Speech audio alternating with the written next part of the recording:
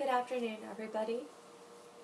As you undoubtedly already know, feminism has emerged as a hot topic in today's society.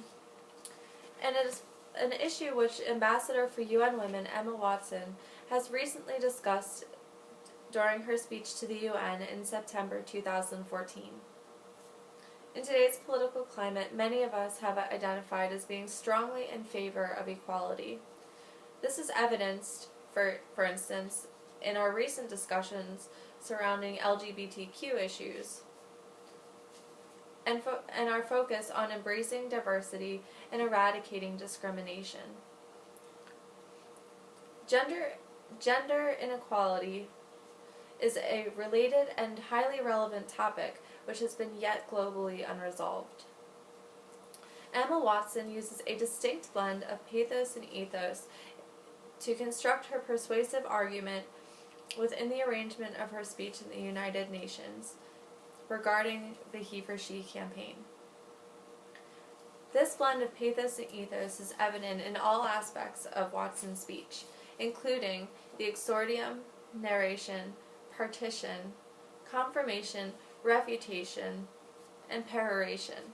These are all aspects of a classically constructed speech. In Watson's introduction, or exordium, she first offers a respectful acknowledgement to her audience. This is an example of an ethical appeal because it first establishes likability, and secondly, highlights the fact that she is qualified to speak in front of executive members of the United Nations.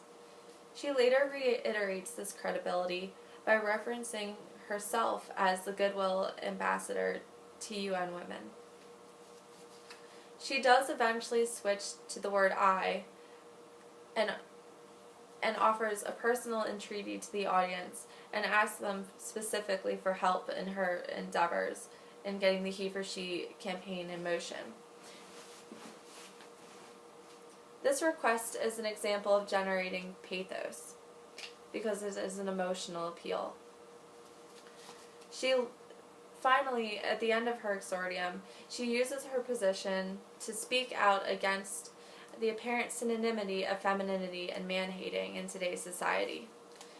Here she is actually using her ethos to generate pathos. In the second part of Watson's speech, the narration, she spends a great deal of time speaking from her personal experience with gender inequality. Again, this is an emotional appeal, and she relies heavily on her use of pathos. However, it is an example of her use of ethos, once again, because she illustrates her history as a person who has both witnessed and endured a great deal of sexism and is therefore qualified to speak on the subject. She additionally offers an ethical appeal by relating to her audience, first her female audience, and then continuing on to identify with the male population that she's speaking to. In the partition, Watson says, "Apparently, I am among the ranks of women whose expressions are seen as too strong, too aggressive, isolating, and anti-men. Unattractive, even." Here, she blends pathos and ethos by using herself as a relatable example. She then offers a personal statement promoting gender equality on a global scale, once again invoking that signature blend of pathos and ethos. When she gets to her confirmation, Watson continues her ethical appeal by referencing Hillary Clinton's speech in Beijing about women's rights. Here, she is increasing her credibility by borrowing Hillary Clinton's credibility and associating it with herself. Also during the confirmation, Watson extends a great deal of sympathy for the male perspective. This invokes the rhetorical device pathos because it generates emotion amongst the male population that she's speaking to. And it also invokes ethos because she is relating to the male population and showing them that she understands where they're coming from and not merely understanding the issue from a female perspective.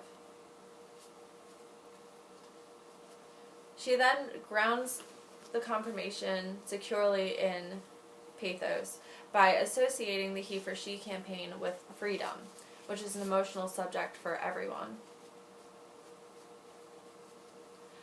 When Watson gets to the refutation portion of her speech, she acknowledges Harry Potter as the primary source of her fame. By doing so, she addresses the issue that the audience may be wondering really whether or not she is credible to be speaking in front of the UN, because they know her primarily as Hermione. But by addressing this, she promotes a sense of trust with the audience. All I know is that I care about this problem, and that I want to make it better, she says.